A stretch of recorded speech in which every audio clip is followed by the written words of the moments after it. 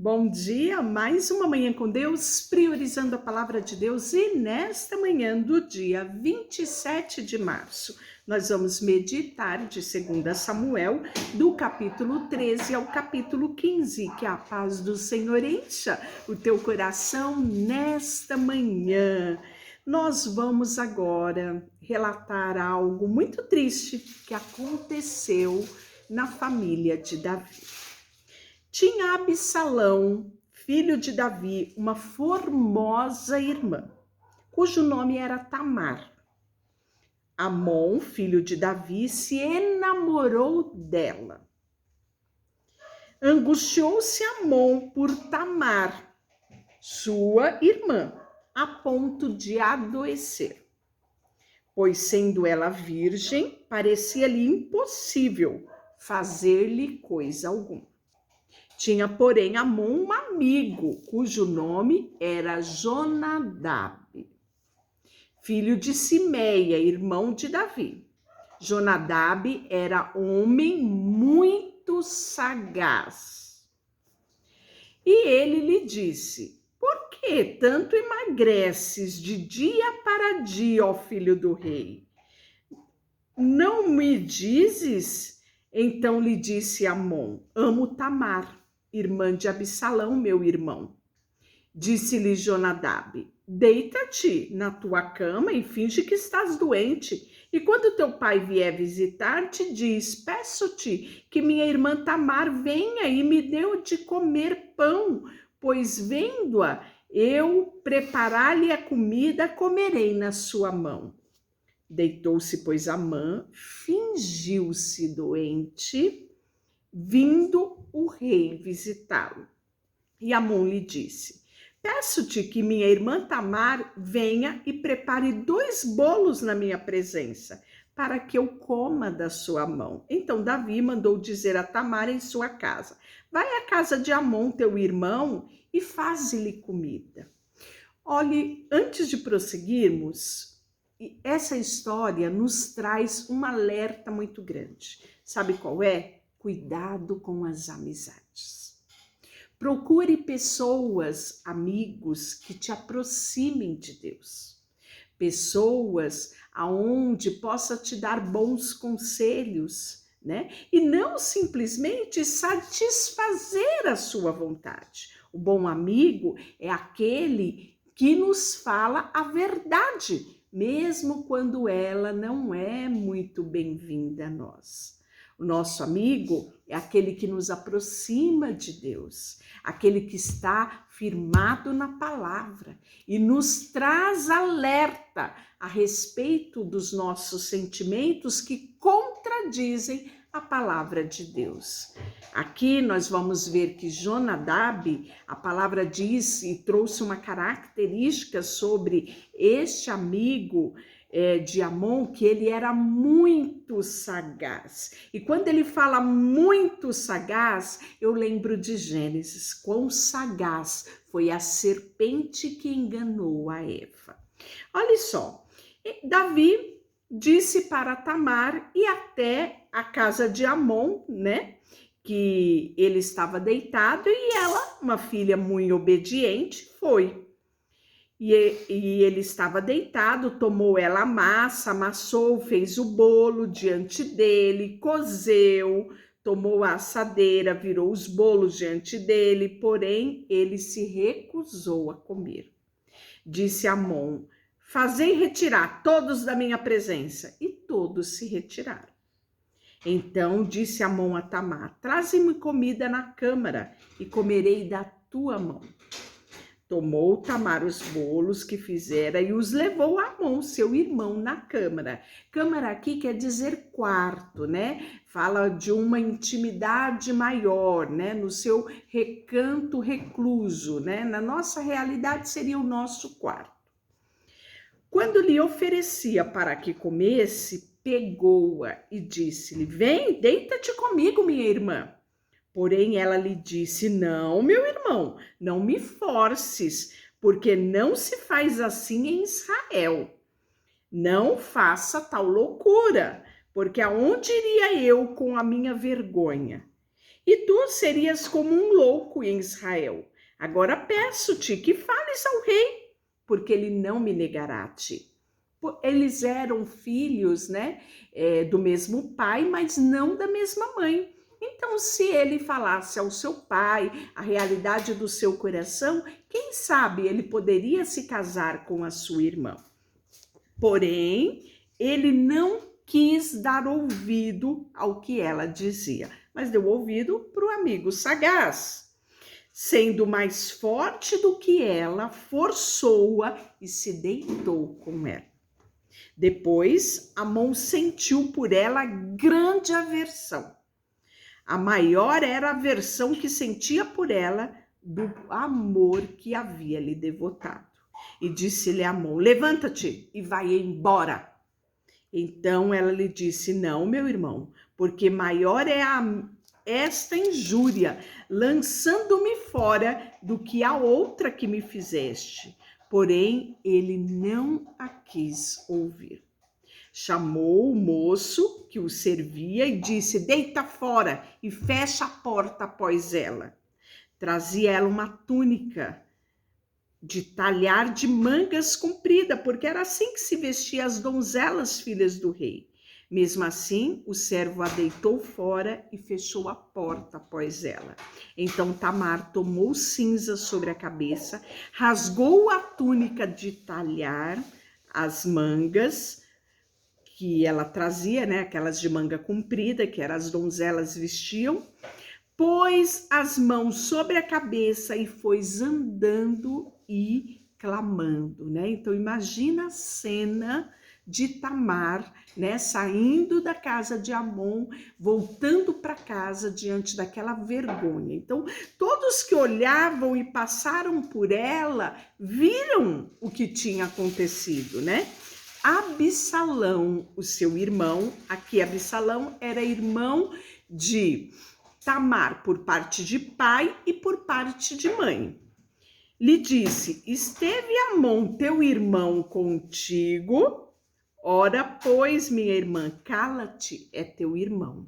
Então, olha que coisa, né? Absalão foi sábio aqui. Pediu para que ela se calasse, porque o escândalo ia ser muito maior na casa do rei, né? A diplomacia. Mas não se angustie o teu coração por isso. Assim ficou Tamar e esteve envergonhada na casa de Absalão, seu irmão. Ouvindo o rei Davi todas estas coisas, muito lhe acendeu a ira. Só que ele nada fez. Porém, Absalão não falou com Amon, nem mal, nem bem, porque odiava Amon por ter forçado Tamar, sua irmã. Então, aqui você pensa, colocaram panos quentes na situação. Davi, que era o pai, não toma atitude alguma. Absalão se ira contra o seu irmão, mas também nada faz. E você pensa, eu acho que se resolveu, né? Em relação àquela situação toda, colocaram panos quentes, o povo esquece o que acontece, mas há duas pessoas que não esqueceu o que aconteceu naquele dia. Uma era Tamar, que estava envergonhada, ela foi desonrada, machucada, então ela estava não só fisicamente, ela foi defraudada, mas também, né? Ela foi defraudada na sua alma, né? Então foi algo irreparável que aconteceu com Tamar. Não há, como ela bem disse, não é assim o costume de Israel. Era abominação aos costumes de Israel aquilo que Amon fez. Mas por ser filho do rei, ninguém fez nada, né? Outra pessoa que não esqueceu isso foi o seu irmão Absalão. E você vai ver daqui a pouco, passado 2 anos, a vingança será muito maior. Todas as vezes que deixamos de resolver uma situação, essa situação nos espera lá na frente. e o prejuízo é ainda maior. Nós vamos ver isso aqui. Não podemos ser conivente com as coisas erradas que acontecem na nossa família, no meio em que convivemos, não é? Às vezes queremos colocar panos quentes, às vezes queremos tampar o sol com a peneira, como diz o ditado popular, não é? Mas isso é muito perigoso. Olha só. Passado 2 anos, Absalão tosqueava em Baal-Azor, que está junto a Efraim, e convidou Absalão todos os filhos do rei. Foi ter Absalão com o rei e disse: eis que o teu servo faz a tosquia. Peço que com o teu servo venham o rei e os seus servidores. O rei, porém, disse a Absalão: não, meu filho, não vamos todos juntos, para não te sermos pesado. Estou com ele, Absalão, porém ele não quis ir. Contudo, abençoou Absalão para que se reunisse, né, com os seus irmãos principalmente. Então Absalão: se não queres ir, pelo menos deixa ir comigo Amon, meu irmão. Porém o rei lhe disse: para que iria ele contigo? Insistindo Absalão com ele, deixou ir ele, Amon e todos os filhos do rei. E aí Absalão deu ordem aos moços, dizendo: tomai sentido, quando o coração de Amon estiver alegre de vinho, e eu vos dizer: fere a Amon, então o matareis. Não temais, pois não sou eu quem vos ordena, sede fortes e valentes. E os moços de Absalão fizeram a Amon como Absalão havia dito. Então, todos os filhos do rei se levantaram, cada um montou na sua mula, né, no seu cavalo, no seu meio de transporte, e fugiram. E a eles ainda a caminho, quando chegou a notícia a Davi: Absalão feriu todos os filhos do rei e nenhum deles ficou. Olha a dimensão, né? Tá parecendo até aquela brincadeira de telefone sem fio, né? Acontece uma coisa, a notícia chega de outra forma. Então o rei se levantou, rasgou suas vestes e se lançou por terra. E todos os seus servos que estavam presentes rasgaram também as suas vestes. Então, esse rasgar de veste era um sinal de indignação, de inconformismo, não é?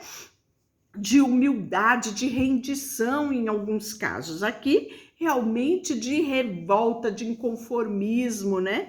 De consternação. E aí, nós vamos ver que Jonadab, filho de Simeia, irmão de Davi, respondeu e disse: olha aqui Jonadab de novo: não pense o meu senhor que mataram todos os jovens filhos do rei, porque só morreu Amon, pois assim já o revelavam as afeições de Absalão, desde o dia em que sua irmã Tamar foi forçada por Amon. Olha que sagaz este Jonadab, que era sobrinho de Davi. Ele instigou Amon para sua atitude, depois ele sabia exatamente o que ia acontecer, qual era a prática de Absalão em relação a Amon, né? Não meta, pois, agora na cabeça, ó rei, meu senhor, tal coisa, suponho que morreram todos os filhos do rei, porque só morreu Amon. Absalão fugiu. O moço que estava na guarda, levantando os olhos, viu que vinha muito povo pelo caminho, por detrás dele, pelo lado do monte. Então disse Jonadab ao rei: eis aí vêm os filhos do rei, segundo a palavra do teu servo, assim sucedeu. Mal acabara de falar, chegavam os filhos do rei, e levantando a voz, choraram. Também o rei e todos os seus servos choraram amargamente. Que tragédia, não é? Aconteceu na família do rei Davi. Absalão vai fugir para Talmai, né? E nós vamos ver que ele vai ficar afastado durante muito tempo. E aí, no capítulo 14, vai falar sobre essa volta de Absalão, percebendo Joabe. Quem era Joabe? O capitão, né? O principal capitão, o capitão da guarda, que estava com Davi há muito e muito tempo. Não é? Um homem de confiança de Davi. Mandou trazer Tecoa, uma mulher sábia, e lhe disse: finge que estás profundamente triste, põe vestidos de luto. Olha a manipulação de Joabe. Por quê? Ele queria que Davi trouxesse Absalão, esquecesse aquilo que tinha acontecido, não é? E trouxesse Absalão de volta.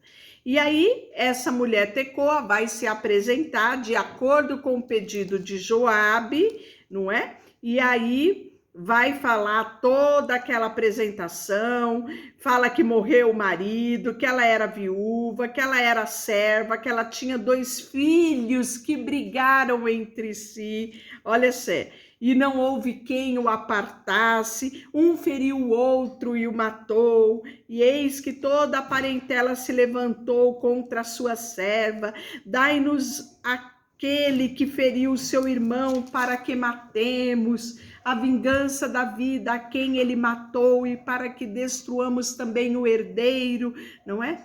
E aí nós vamos ver que disse o rei à mulher: vá para a tua casa e eu darei ordens ao teu respeito, né?